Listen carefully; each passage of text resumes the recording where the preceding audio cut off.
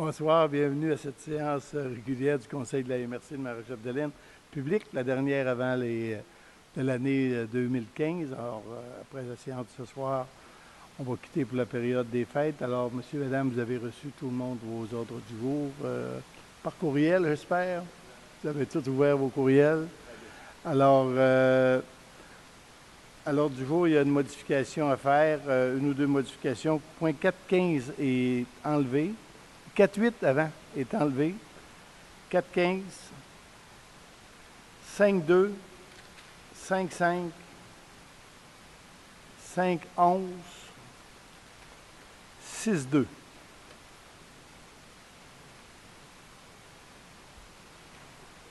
Alors, pourquoi on enlève des points de même? Souvent, c'est tout simplement parce qu'on est en discussion et on ne réussit pas à s'entendre. Et là, au niveau de la compréhension particulièrement, des fois, c'est difficile. Certains dossiers, principalement en aménagement et urbanisme. Alors, on veut bien comprendre, donc on aime mieux attendre des fois 15 jours de plus pour être capable de bien cerner toutes les problématiques. Donc, ça prendrait de proposition pour l'adoption de l'ordre du jour. J'en fais la proposition, M. le Préfet. M. Hébert, c'est tout, vous, hein? Ben oui, ça donne. Ah oui, ben oui. Adoption du procès-verbal, dispense de lecture du procès-verbal du 25 novembre. J'en fais la proposition, M. le Préfet. Merci. Adoption du procès-verbal de la séance ordinaire du 25 novembre. Merci, M. Côté. Et suivi des décisions, M. Marc. Oui, M. le Préfet, 3 petits points seulement. On avait l'engagement de la MRC à contribuer au transport adapté Marie-Chapdelaine et autoriser le versement de la contribution annuelle. C'est en marche. Et il y a également 2 ventes de terrain qui ont été autorisées, mais qui également les démarches sont en cours. Pour le reste, tout a été complété. Ça marche. Merci. Donc, ça va pour tout le monde. Législation, administration, ratification des comptes. M. Côté.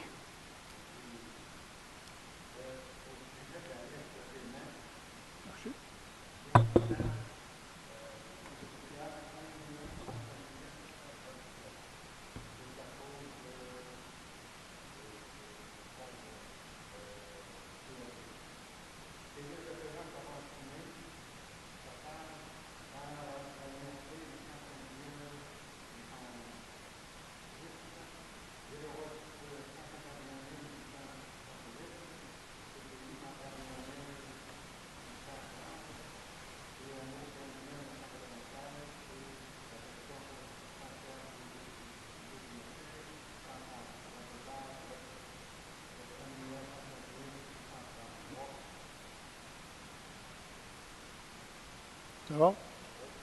Alors, vous en faites la proposition. Merci. 4.2, c'est l'adoption des règlements qu'on a donné avis de motion à la dernière Assemblée lorsqu'on a passé le budget, lorsqu'on a adopté le budget. Alors, ça prend des règlements. Donc, au niveau 4.2.1, l'administration et aménagement du territoire et de la promotion et du développement économique, de l'entretien du circuit cyclable. Ça va, Christian? As-tu une explication à donner? Non? Oui, bonsoir. Comme mentionné, M. le Préfet, le 25 novembre, vous avez adopté un budget de 12 millions, mais il y a différents mandats compétences. Fait que pour certains mandats, la MRC tarifie sur une base de quote-part. Les quote-parts s'adoptent au niveau des différents règlements. Donc, pour les 4, 2, 1, 2, 2 et 2, 3, ce sont des quote-parts qui vont s'adresser aux municipalités pour les services rendus, notamment au niveau des matières résiduelles, le budget était de 2,3 millions, il y a des quote-parts pour ça. Et à 4.3, c'est la MRC agit à titre de municipalité locale pour les territoires non organisés et la collectivité de Sainte-Élisabeth-de-Pau. Donc, comme les municipalités locales, la MRC doit statuer sur le taux de taxe. OK. Donc, 4.2.1, l'administration générale, une proposition. Merci. 4.2.2, naturellement, on ne peut pas faire de budget sans évaluation municipale, donc ça prendrait une proposition. M. Tremblay, gestion des matières résiduelles qui nous a déjà été présenté, le règlement 15.382. Merci beaucoup. 4.3, règlement 15.383 ayant pour objet de tarifier les services et de fixer les taux des taxes des territoires non organisés pour l'année 2016. La proposition, M. le Préfet. Oui, mais votre micro ne marche pas, M. Biron.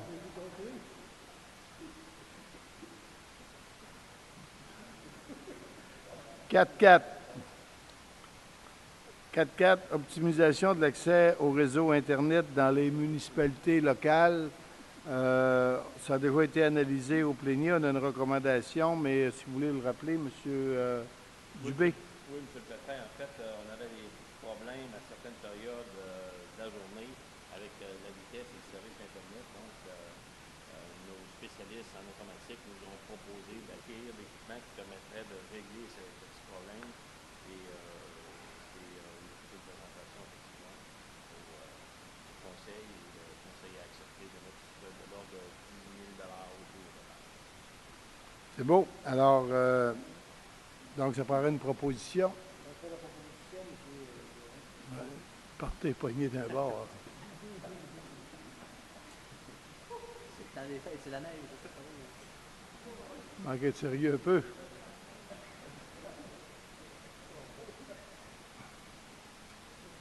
OK. Requête d'une aide financière pour par le camp musical de Saguenay-Lac-Saint-Jean. Donc, c'est le camp de Métabetchouane.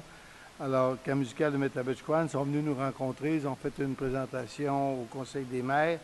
Maintenant, ils sont en restructuration financière et ils nous ont demandé un montant de 5 000 $ par année pendant 3 ans, je pense, 5 ans.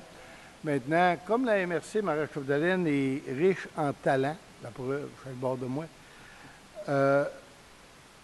la MRC a décidé d'offrir au camp musical 5 bourses de 1 000 $ pour des étudiants provenant de sa MRC au camp musical. Donc, au lieu de donner 5 000 $ comme ça, alors comme le camp musical doit aller chercher des bourses pour ses étudiants, donc c'est la MRC qui va donner 5 000 $ en bourse par année, à la condition naturellement que ce soit des étudiants de Maria-Chapdelaine. Alors, on va organiser une tournée des écoles de musique ici. On sait qu'on a une très grosse à Normandin. Il y a des concentrations musique également dans certaines autres écoles secondaires. Donc, on va offrir à nos étudiants ici d'aller passer une partie d'été au camp musical de Métabetchouane et la MRC va défrayer 1 000 $ par étudiant, donc offrir 5 bourses. J'en ai parlé avec le maire de Métabetchouane qui faisait la souscription, puis il semblerait que ça les satisferait si on faisait ça. Satisferait. Ouais. Merci. Campagne de financement annuel par Centraide du Saguenay-Lac-Saint-Jean. Alors, c'est sûr que Centraide est venu solliciter nos employés. On a sollicité nos employés à l'intérieur et on a dit que la MRC doublerait le montant que les employés donnaient. Donc, si un employé donne 100 $ annuellement, la MRC va remettre également 100 $, et ça jusqu'à concurrence, je pense, de 1 000 $. C'est ça, hein? Pour soutenir l'œuvre de Centraide. Donc, ça prendrait une proposition. Merci.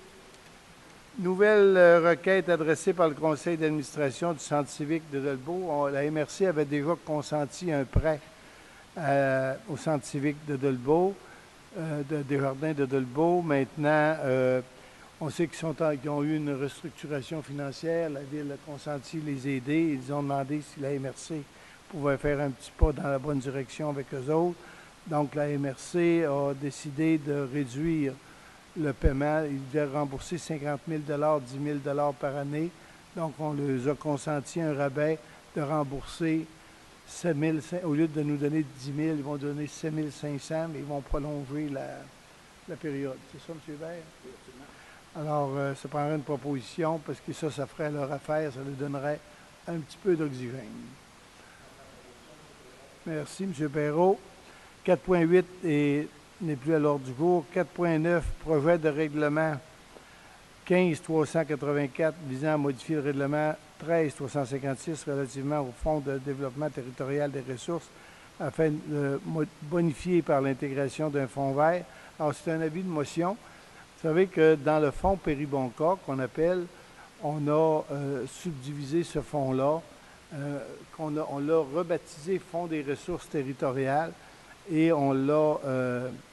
il y a une portion qui s'adresse aux municipalités qu'on appelle le fonds local il y a une portion qui s'adresse à l'ensemble des municipalités par un fonds structurant territorial. Donc, si une municipalité a un projet qui touche plus d'un secteur ou plus d'une municipalité, c'est admissible. Et il y a le fonds Impact qui était administré par le CLD destiné aux entreprises.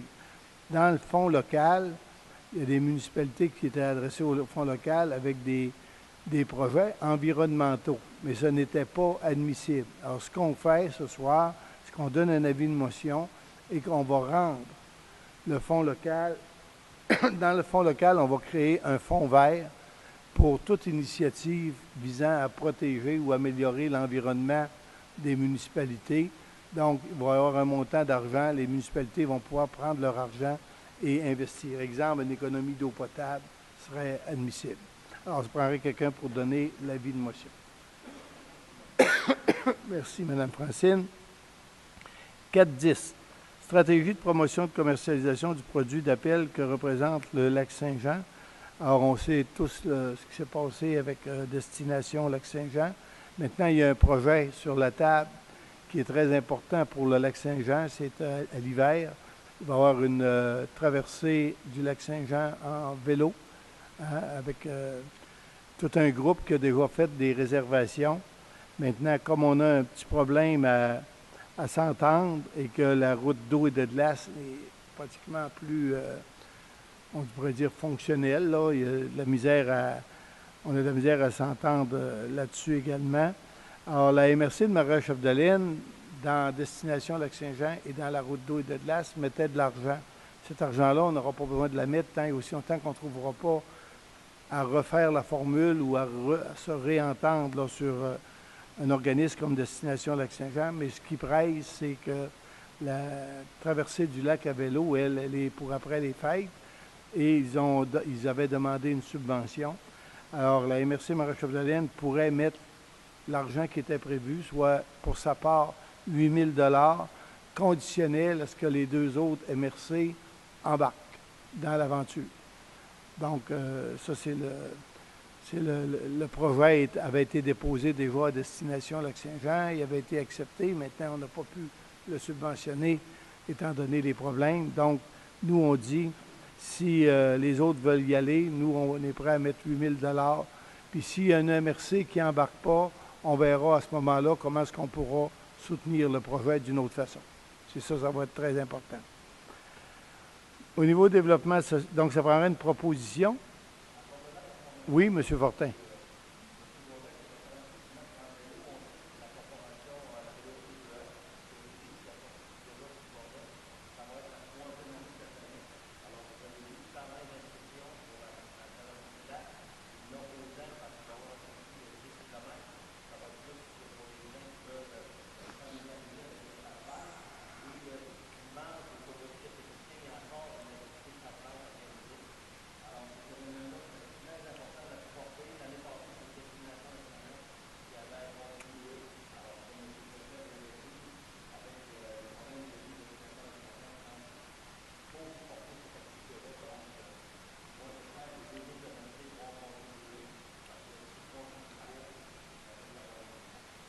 Alors,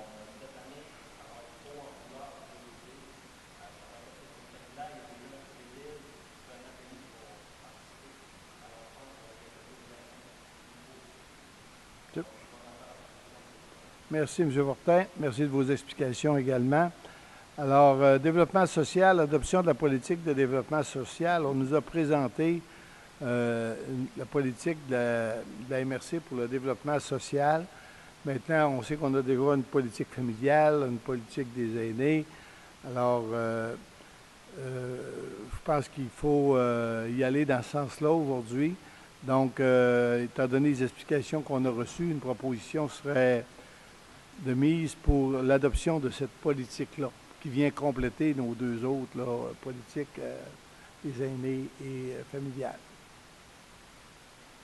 Alors, je vous en fais la proposition. Merci. Et pour nous représenter, ça nous prend un digne élu pour l'élaboration des plans d'action en développement social. Donc, on a M. Denis Tremblay qui s'est proposé, nouveau retraité.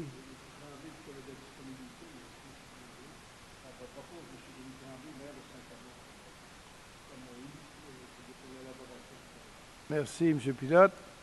Adoption du calendrier des séances ordinaires du Conseil de la MRC avec une légère modification que toutes les assemblées plénières et huis clos vont débuter maintenant à 16 heures, donc 4 heures de l'après-midi. Alors, par une proposition pour accepter le calendrier. Merci. Demain aura lieu, demain après-midi, une assemblée du Fier Soutien. Fier Soutien, c'est un fonds qui, comme le dit c'est un fonds d'investissement régional qui était un peu à capital de risque, soutenait des entreprises. On devait le fermer, mais compte tenu de certains petits problèmes techniques là, sur des questions de délai à rembourser, etc., on doit le maintenir en vie encore pendant 1 an. Alors, c'est normal qu'on le fasse ça comme ça. Donc, ça va avoir une proposition pour augmenter la durée de vie là, du fonds du Fier Soutien. Et c'est moi qui siège là d'habitude, qui va là. Alors, ça paraît une proposition pour me désigner représentant de la MRC à l'Assemblée extraordinaire qui va avoir lieu demain après-midi. M. Tremblay, merci. Problématique relative à l'infestation de la tordeuse des bourgeons d'épinette. On a eu une présentation de la Société sylvicole. On sait que la Société sylvicole s'occupe principalement des terres privées. Alors, et comme la problématique, les tordeuses, elle elle n'arrête pas aux clôtures, donc il y a des fois des petits îlots de terres privées qui sont déjà, qui subissent déjà des dommages de la tordeuse. Comme on sait que cette infestation-là va s'en aller en augmentant. Alors, ils nous ont présenté leur plan de lutte, donc qui sont des arrosages. Maintenant, des arrosages bien spécifiques avec des produits bien spécifiques et fort probablement plus avec des hélicoptères qu'avec des avions. Parce que, comme je disais, souvent, c'est des petits boisés. Alors, ils nous demandent, ils ont besoin d'aide. Ils ont besoin d'aide particulièrement du gouvernement du Québec pour les aider à faire ces programmes d'arrosage-là. Alors, ils nous demandent notre soutien et de déposer une résolution qui appuie leurs revendications auprès du gouvernement pour essayer d'enrayer l'infestation de la tordeuse des bourgeons d'épinette. Merci, M. Savard. 4.15 a été enlevé. 4.16, autoriser la signature d'un contrat en lien avec la créance des industries Piquet-Quagam. M. Dubé.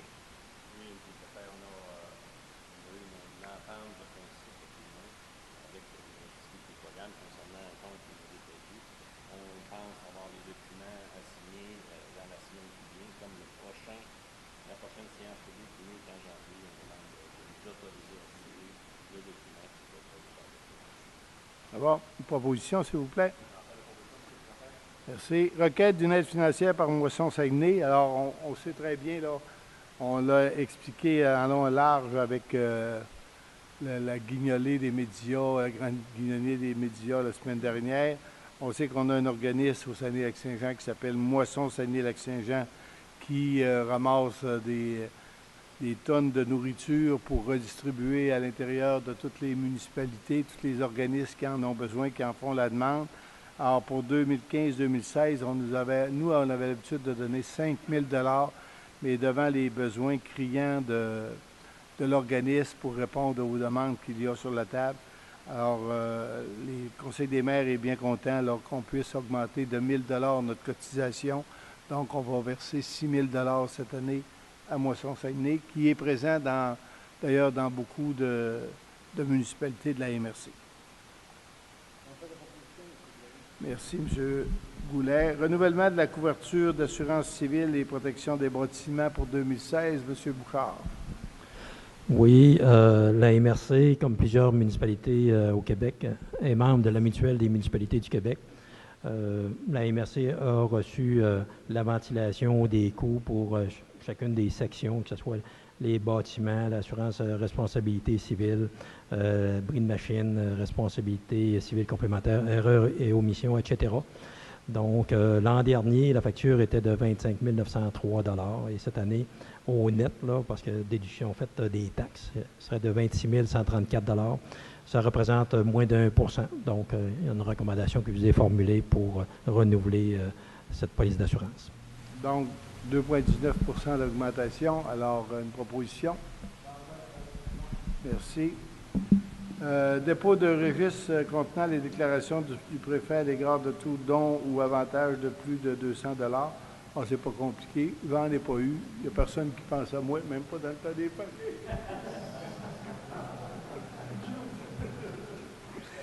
Alors, c'est un dépôt. C'est une feuille que... C'est une déclaration que je fais et que je dépose à M. Dubé et M. Bouchard, comme de quoi je n'ai pas eu aucun don de 200 $ et plus. Et dépôt de la déclaration écrite des intérêts pécuniaires également. Donc, c'est une espèce de déclaration que je remets à M. Bouchard et à M. Dubé, comme de quoi que je n'ai, si j'ai des intérêts pécuniaires, pour que, pas que je sois en conflit d'intérêts. Alors, 4,21, donc ça a été fait, M. Bouchard. Résolution d'appui au projet La prospérité économique des femmes immigrantes, un levier essentiel au développement économique du Lac-Saint-Jean. C'est une demande d'appui que l'on a de porte ouverte sur le lac, les femmes immigrantes, alors qui demandent à être reconnues comme un apport économique important dans une société là, comme la nôtre, dans une MRC aussi.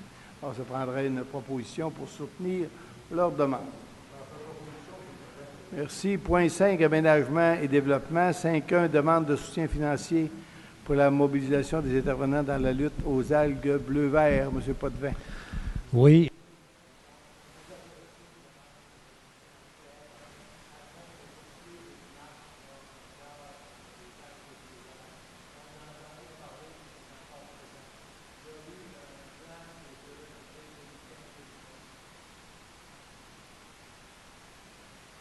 Oui, il y a eu un plan déposé 2015-2020 et le regroupement demande aux MRC de la région un montant de 1 000 $ chacun là, pour les 4 MRC plus Ville-Saguenay, pour un total de 5 000 $. Donc, on vous en fait la recommandation. Oui, puis on serait d'accord à déposer 1 000 $, conditionnel à ce que les autres MRC, naturellement, embarquent dans le projet. On va avoir une proposition.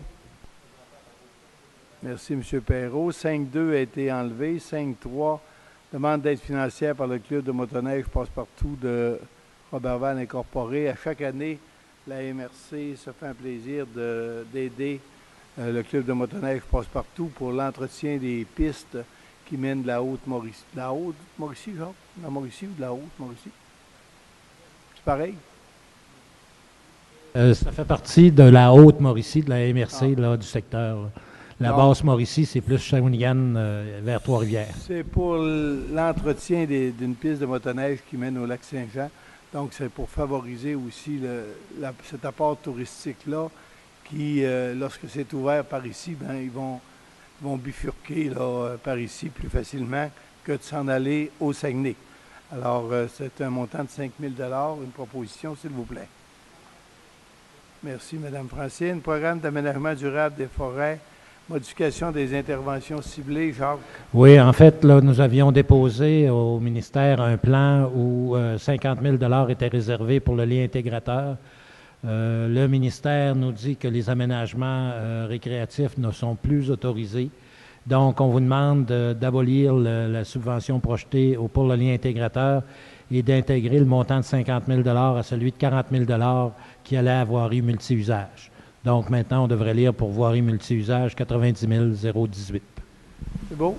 Alors, une proposition. Merci. 5.5 a été retiré. 5.6, négociation entre le gouvernement du Québec et les Inuits au sujet des territoires patrimoniaux. Jacques. Oui, comme vous le savez, les négociations se poursuivent avec les Inuits, dont les Inuits de Mastoyache, dans le cadre ou dans le but d'en arriver à une entente ou un projet d'entente à court terme. Vous avez été consulté et on a poursuivi les démarches auprès des représentants du ministère des Affaires indiennes et on vous recommande ce soir de faire la résolution qui précise que la MRC est d'accord en principe sur les territoires patrimoniaux, sauf problématiques qu'on rencontre à 2 endroits au lac des Cygnes et le long du lien intégrateur en bordure de la rivière Péribonka, où on va être superposé à certains occupants qui peuvent, disons, avoir des conflits d'usage. Et là, il faut bien prendre le mot conflit, là, des usages pour les Autochtones versus les non-Autochtones sur le territoire. Donc, à ça s'ajoutent aussi des projets du côté de la chasse à l'orignal. Et on vous fait la recommandation, enfin, de signifier ces éléments-là, en plus de demander d'être partie prenante à la planification qui sera réalisée pour chacun de ces territoires patrimoniaux. Il n'est pas prévu présentement que la MRC, qui a, je vous rappelle, un mandat en matière d'aménagement du territoire, qui est aussi la municipalité là, dans le cadre des TNO, il n'est pas prévu que nous participions au processus de planification de ces territoires. C'est beau. Donc, tout le monde est d'accord avec ça. Donc, on va faire parvenir ça au gouvernement parce qu'il fallait le faire avant les fêtes. Donc, une proposition. Je vous le propose, M. Paulin. M. Hébert, merci beaucoup. Véloroute des Bleuets, acceptation du taux de location d'une machinerie. Jacques?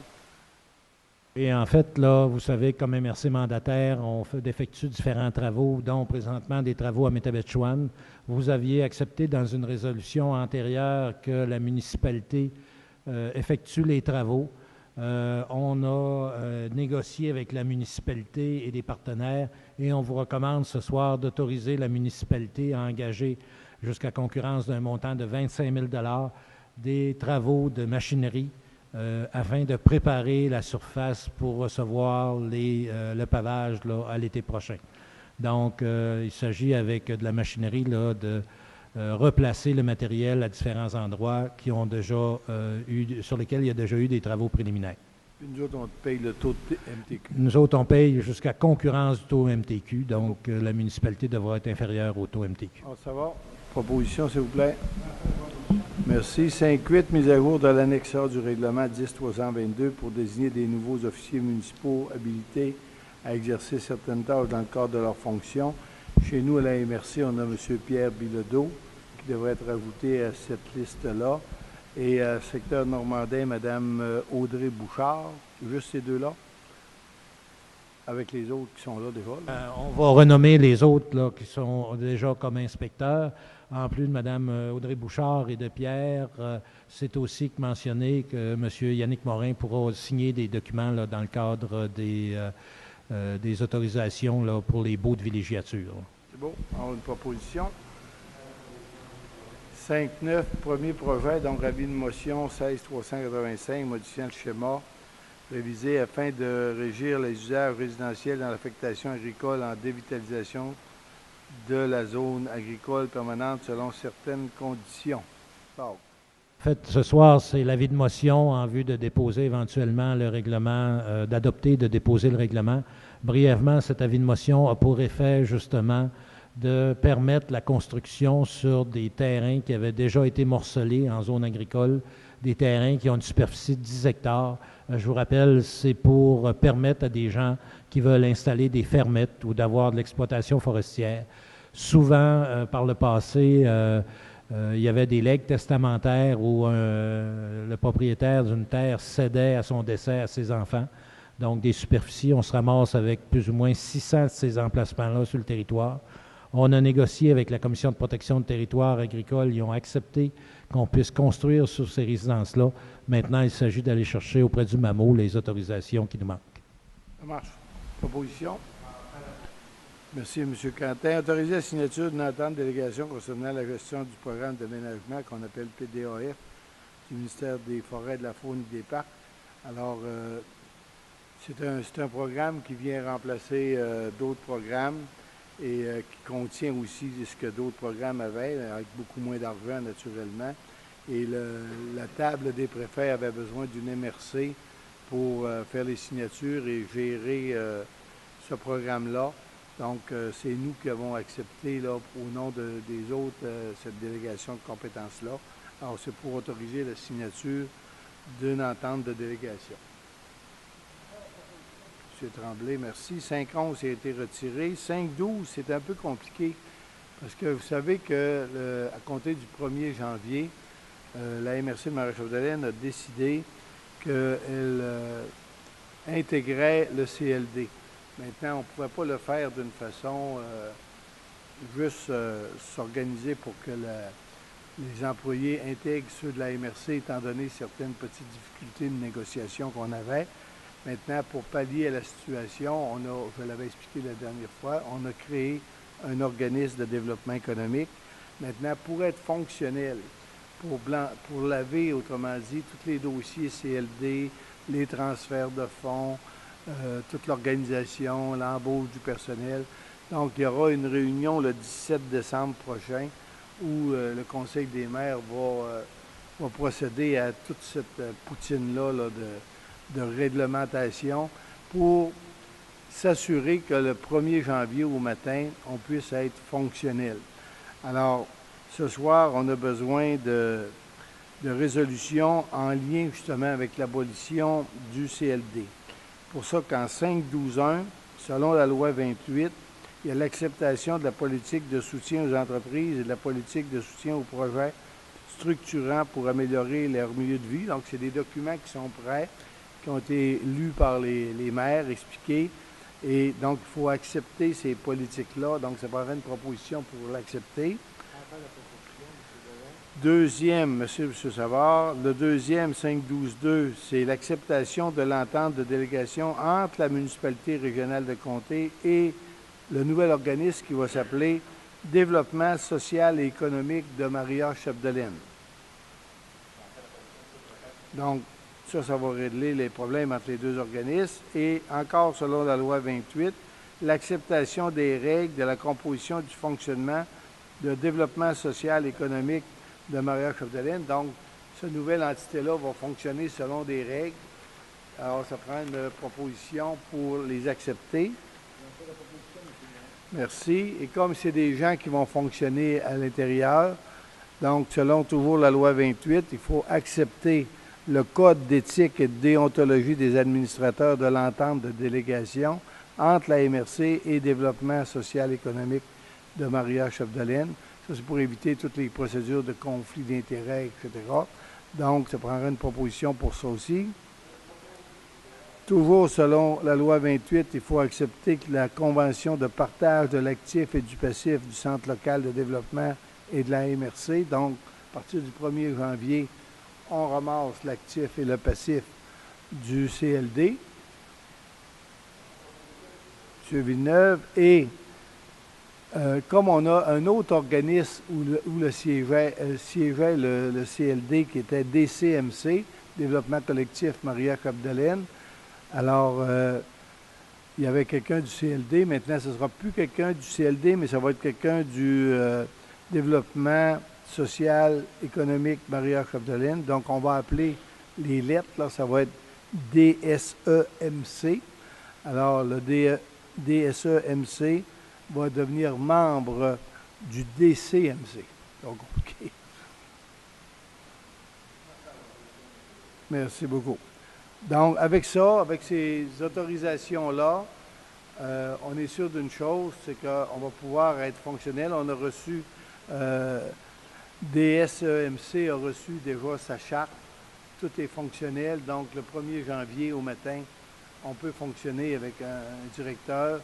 Et c'est le conseil des maires qui devient le conseil d'administration. C'est le préfet qui en devient le président. Et c'est le directeur général qui en devient le directeur général. Alors, une façon complètement différente de fonctionner de ce qu'on avait au CLD, avec des comités d'investissement neutres où on ne retrouvera pas d'élus et des comités d'analyse à l'interne, là, au niveau technique des projets et des recommandations à faire au conseil de la MRC. Donc, à partir du mois de janvier et un peu plus, vous allez voir passer ici des résolutions d'acceptation de projets. Alors, ils vont avoir une façon de fonctionner autre pour tout ce qui se passait au CLD va se passer ici. Ça va? Autre sujet, pacte rural, acceptation du projet de Saint-Edmond-des-Plaines. Alors, on avait eu le dépôt des projets et à la municipalité de Saint-Edmond-des-Plaines, on lui avait demandé un réaménagement entre l'Auberge des Plaines et Héritage agricole de Saint-Edmond. Alors, ça s'est fait, et c'est acceptable maintenant. Donc, c'est un montant de 16 000 qui est accepté pour le projet de Saint-Edmond-des-Plaines. C'est ça, M. Quentin?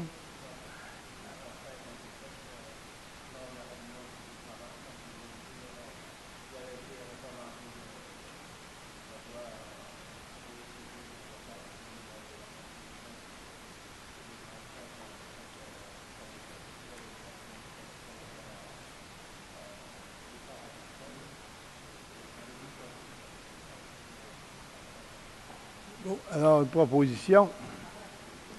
Merci, Mme Francine. Pont ferroviaire, c'est que quand on discutait du pont ferroviaire à Delbo-Mistassini, on se rappelle que c'était un pont évalué autour de 40 millions de dollars. Au tout début, on avait un engagement financier à prendre pour réaliser ce pont-là. Maintenant, suite à des discussions qu'on a présentement avec le ministère, ça doit être des Affaires municipales, non, ministère du Transport. Alors, on nous demande on avait fait déjà le projet de résolution, mais on ne l'avait pas adopté. Donc, on va adopter ce soir un projet de financement de 591 000 pour supporter le projet du pont ferroviaire qu'on devrait faire à Delbo-Mistassini. Oui, Jacques.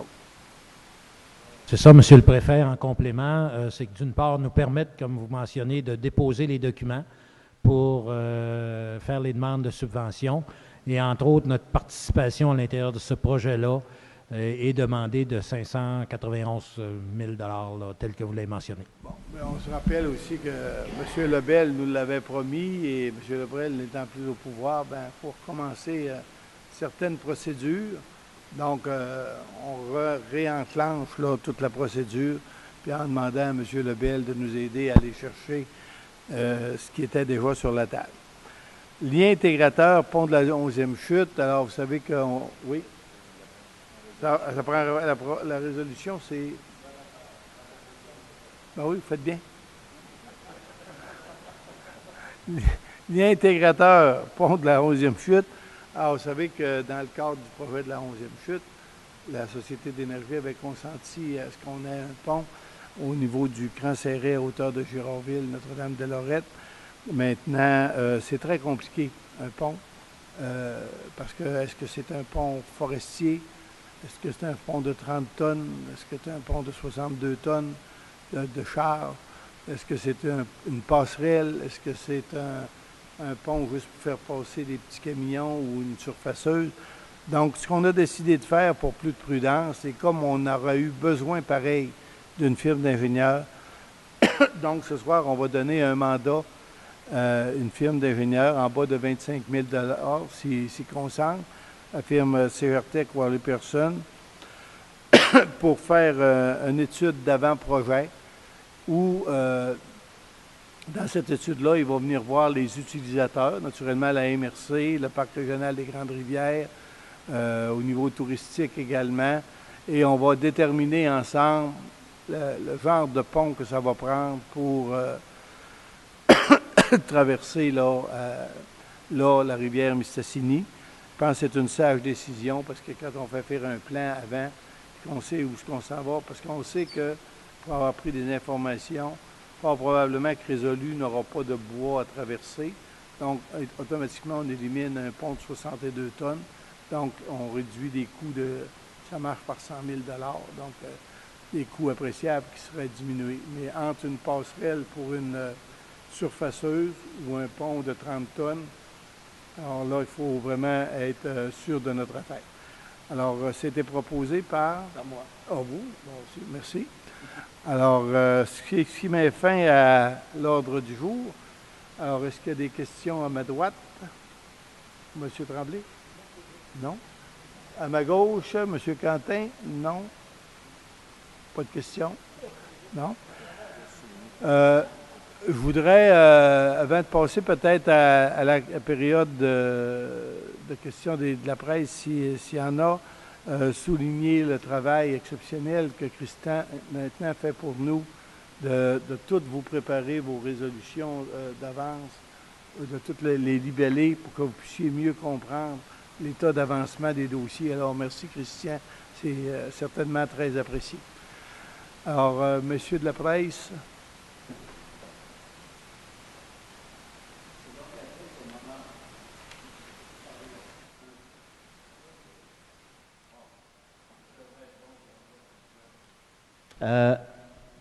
Regardons ça.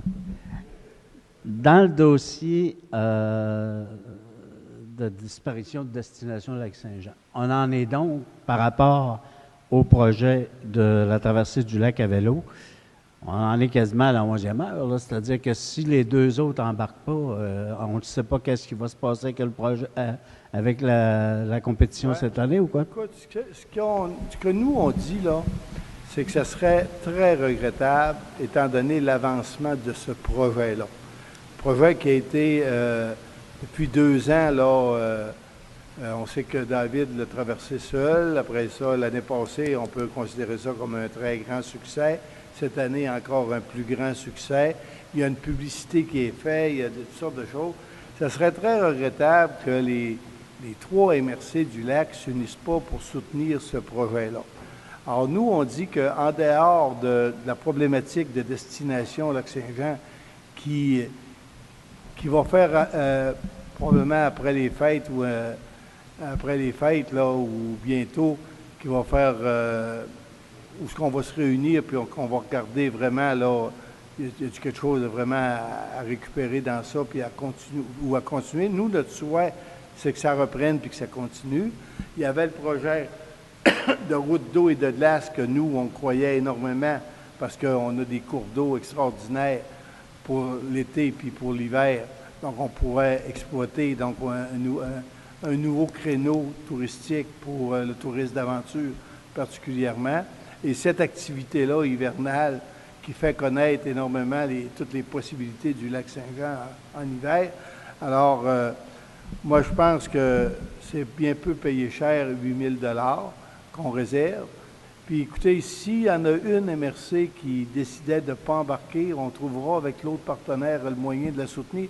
Nous, notre intérêt, c'est vraiment, parce qu'on sait que Péribonka est le point de départ de la traversée internationale l'été, puis Péribonka est aussi le point de départ de cette activité-là l'hiver, puis ça arrive à Roberval. Ce serait regrettable que ça ne puisse pas arriver à Roberval. Dans le dossier de l'aéroport, il y a le maire de Saint-Félicien qui a dit qu'il fallait faire les choses là, étape par étape, être certain d'avoir les subventions. Les maires de Normandin et de Delbourg-Mistassini ne semblent pas partager le même avis que le maire de Saint-Félicien, Gilles Potvin.